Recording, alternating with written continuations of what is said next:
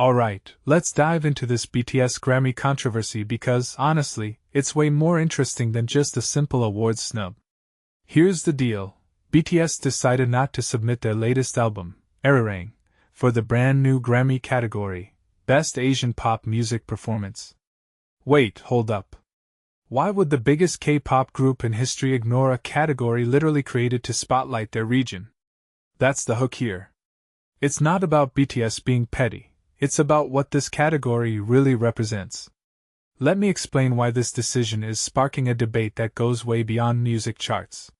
First off, the Grammys adding an Asian pop category feels like a step forward, right? But here's the catch. When BTS, the group that defined global K-pop success, opts out, it exposes a huge question. Is this category a genuine celebration of Asian music, or is it just a checkbox for the Recording Academy? Because if the biggest act in the genre says, nah, not interested, what does that say about the category's credibility? In my opinion, this isn't just about BTS.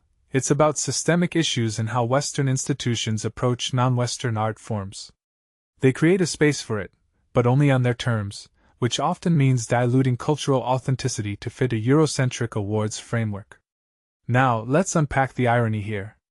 The Grammys have a history of sidelining global music. Remember how reggaeton and Latin pop were basically ignored until Despacito forced their hand? Same pattern.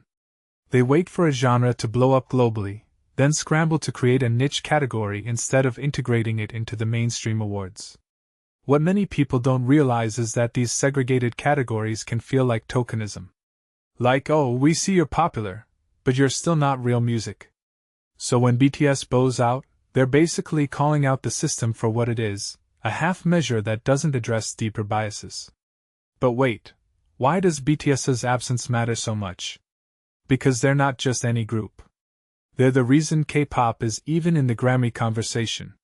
Without them, the new category risks becoming a dumping ground for Asian artists who don't have the clout to say no. It's like, here, we made you a seat at the table, but you're still not allowed to touch the main courses.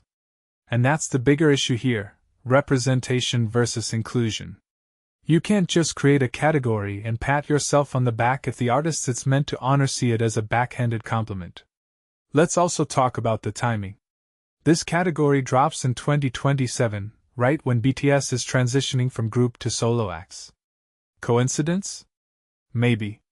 But it feels like the Grammys are trying to cash in on K-pop's momentum while the core of that momentum, BTS themselves, is stepping back. From my perspective, this highlights a tension between commercializing culture and respecting its roots.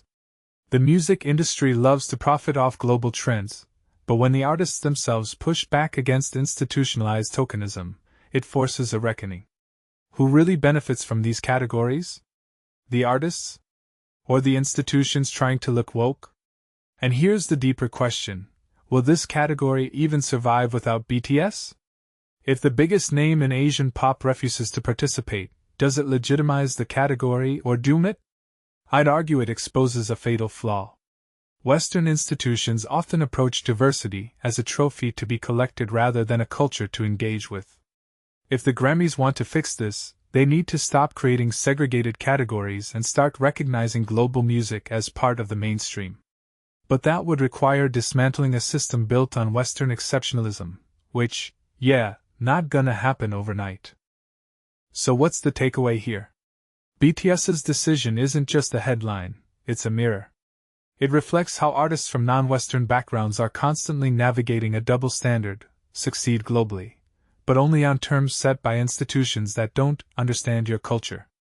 The real win here isn't a Grammy. It's forcing the industry to ask itself, why do we keep building walls around art? What do you think? Should the Grammys keep these regional categories, or is it time to tear them down and start over? Drop your thoughts in the comments. This one's definitely worth the convo.